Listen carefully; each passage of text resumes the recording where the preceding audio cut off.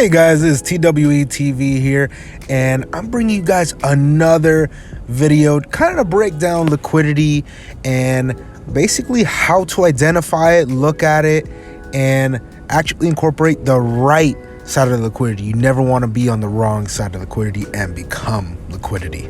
So I wanted to kind of hop into it. So what we have here is, the three phases, I guess you can say, in the market, right? Once you understand these phases, how it always goes through a liquidity phase, then a sweep, and then a run on liquidity.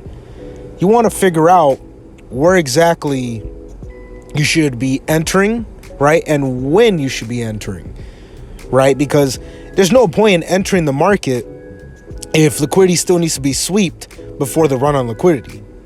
There's just no simple reason to enter beforehand, because all that's going to do is you're going to basically become the liquidity, unless if you have a big stop loss, and that's just not the best way to do it when it comes to risk management, of course, and your pockets. Now let's start identifying different ways that liquidity could present themselves. So what we have is liquidity on the left side here, which is basically like M's, W's, right?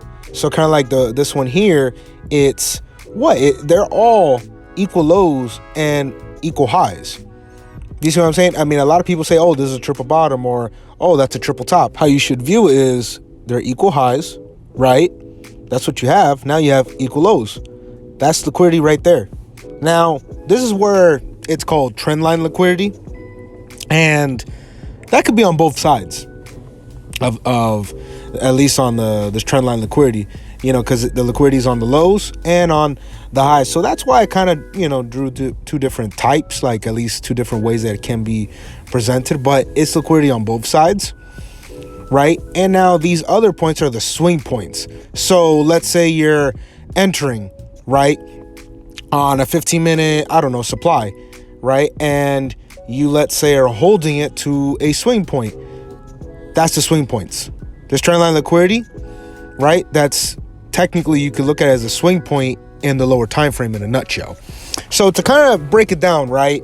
So what we have here is two different ways that we can look at liquidity, right? So on the left side, we have internal liquidity. So kind of like what's shown here, like from previous markups, you have the equal lows, right? And you have the trendline liquidity. So in this point, it would be like those lows on the lower time frame that's trending downward into that demand, right?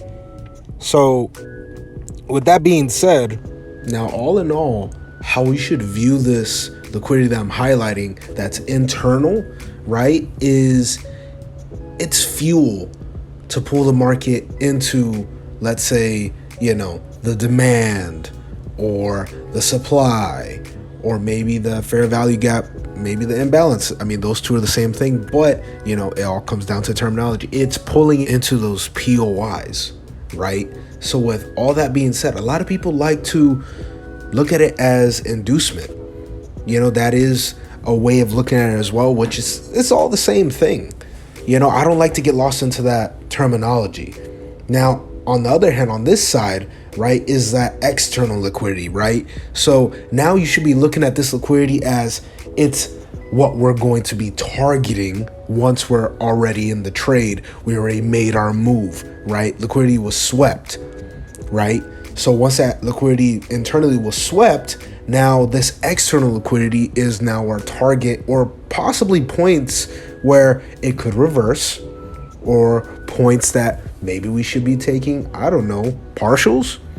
That's another thing to also look at, right? So this is all, generally what we looked at. So on the top portion here, where it's hopping into the demand, right? All the liquidity is resting above that demand, resting above that market, right? You have that high, the trendline liquidity, equal highs, right? That's all a target that we should be looking for when we're already entering that market, right? And hopefully you had a pretty decent entry model and a pretty good entry, kind of like what we're looking at here, right? When it's combined. Keep in mind, yes, there's internal and external liquidity. That's all liquidity phase. The market goes in multiple cycles. Liquidity phase, sweep, run on liquidity, always. So kind of like what I have here, right? It's liquidity forming on both sides, right? We have a supply and a demand that relatively does what? It reacts to it, right? A lot of people don't realize this, that POIs can also be looked at as liquidity. So kind of like to go into a live market, right? And kind of show you guys what exactly I mean. Like I said, this video is mainly to point out and really break down liquidity. It's not mainly focused on the entries. I know a lot of people like to see the entries, but then they also get lost when it comes to identifying liquidity. So we have that supply, big reaction, beautiful. Here is the liquidity, that trend line liquidity, right? If you really look at, let me just mark it out, because I'm going to break it down how it changes, at least on our viewpoint, right? So you have liquidity resting below that supply. Then you have liquidity, right, with that demand that has a reaction, and it slowly creates trendline liquidity for the demand that's resting below, right? And yeah, it's bouncing into a 15-minute, reacts to it. It swept liquidity. That POI was liquidity. Now it's sweeping the 4-hour, as in it's reacting to it.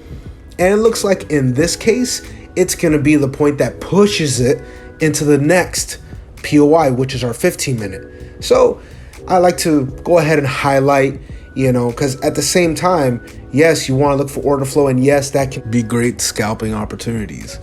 Now, I want to highlight the different 15-minute zones that we have here, right?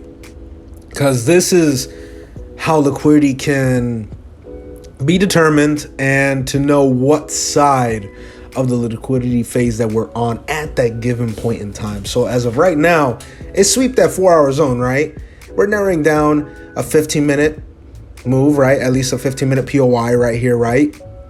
So now, with that being said, here's the supply here. Liquidity formed, right? It was generated, right? Then what happens? It taps into that 4-hour zone, right? Now it's switching because now it was swept, right? Now, this liquidity now, once it taps into that 15-minute supply, that's no longer, external for that 4-hour move. You see what I'm saying? So now it was looked at as internal liquidity for that 15-minute supply. Now it, a 15-minute supply is creating what's called a order flow, right? So if you don't know what order flow is by this point, that's basically when a supply or demand is literally creating one after the other, and it's continually respecting one side of it. So here's a little example. So yes, we have that little bit of order flow. It has liquidity internally right now, right? That's forming for that supply, comes down, taps right into it. Now, if you really want to be, very articulate about it, you can look at it as there's liquidity internally for that demand, and it was also internal liquidity for that supply. But once it's swept, it's no longer liquidity to look at as internal. Now you're looking for external liquidity. So what's your target? So internal, it pulls the market into a POI. External, it's basically just what you're going to target. That's how you should look at it. So now all of that, right, it was looked at as external liquidity at the given moment in time when you have that supply order flow just going, right? So now you look at it as like, okay, that's liquidity that is for the market to pull into that 15-minute demand resting below, right? Yes, we have order flow of that supply forming, but if you really think about it, it's pulling all the way into that 15-minute demand, right? That is now looked at as internal liquidity for that demand. But now that order flow moving forward can be looked at as what? It can be looked at as external liquidity for us to target, if that kind of makes sense. So let me go ahead and just highlight this continuous order flow, right? All of this now should be looked at as what? should be looked at as external liquidity for us to target. And I believe this was right before NFP, right? So that's why you have that big move to the upside, right? But that's what we should be looking at, is like, okay, this is where we should be targeting. This is where we should be taking partials at, right? So let me hop into a lower time frame here and kind of narrow down like similar entries, and different things that, we kind of went through, because like there's different order flow, and it was definitely respecting supply. That is, we cannot argue. It was respecting supply, and it was continuously reacting to each one. Now let's go ahead and look at this little section here.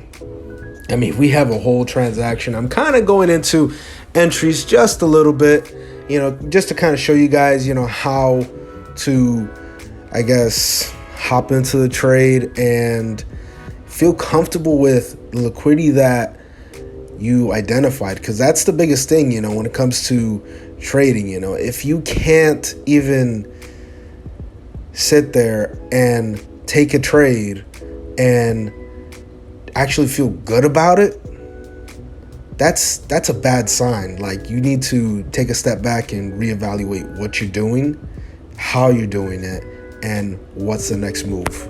Because now after it taps into that mid time frame POI, now we have some order flow that was slowly forming, right? I mean, that's what it ends up tapping into on NFP. But what I do want to highlight is the constant order flow that we have that is going to now turn into liquidity in a nutshell, right? So originally it was different entry points, right? Maybe it could have been a way for you to re-enter on an aggressive sell from the get-go. It just depends how you look at the market. In my opinion, probably around the second supply, I would have been looking for an entry if I wanted to be very conservative about it. Then every other order flow, right, that supply that reacts after that, I would look at it as an entry, a re-entry point, right? So now that we highlighted, the different supply order flows that we have here, let me just bring it over here. Now look at this. Now all that is looked at is liquidity for that big NFP move. So this liquidity was generating over the entire week from Monday to Thursday. And here's NFP on Friday. So I'm pretty sure everyone watching now probably sees that, okay, this was the true game plan that they don't want us to realize and know about, right? It was generating liquidity. Yeah, you're taking your small entries here and there. Definitely people were making money.